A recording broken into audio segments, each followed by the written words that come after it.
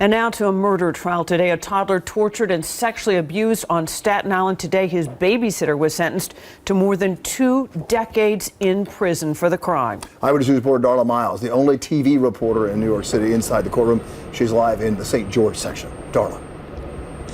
Bill, Diana, this morning Gloria Fields entered a plea agreement with prosecutors in order to avoid every grisly and vile detail of what was done to Anthony Delgado being detailed in open court. And even though she admitted to everything done to this little boy, the judge still had to force her to go into the courtroom and face the family.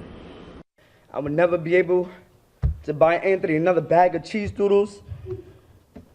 It was just hard to hear, hard to talk about. So painful, the mother of Anthony Delgado had her brother read the victim's impact statement at the sentencing for the woman who tortured her 17-month-old son to death. I do not understand in what world it might be acceptable to ever allow an individual who not only... I'm just going to end that there. I can't read that part. The thoughts are haunting, what this sweet little boy endured back in 2016. Over a 3-day period, his head was slammed on the floor. He was shaken, even sexually assaulted. 32-year-old Gloria Fields pled guilty to first-degree murder Tuesday morning, but refused to enter the courtroom if she was going to be filmed. She didn't want to come out today. What was that about?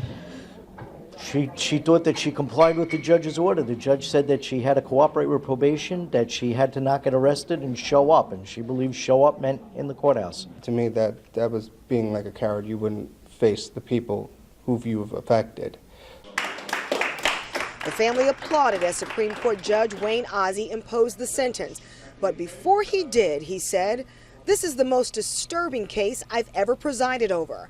I was watching you as Mr. Delgado gave his statement. You showed no emotion. It just confirms my belief that you're just depraved in some way." Justice was served.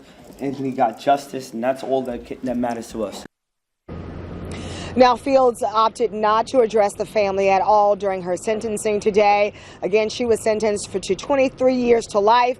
Judge Ozzie noting that she's only eligible for parole after 23 years, so she could serve a much longer sentence.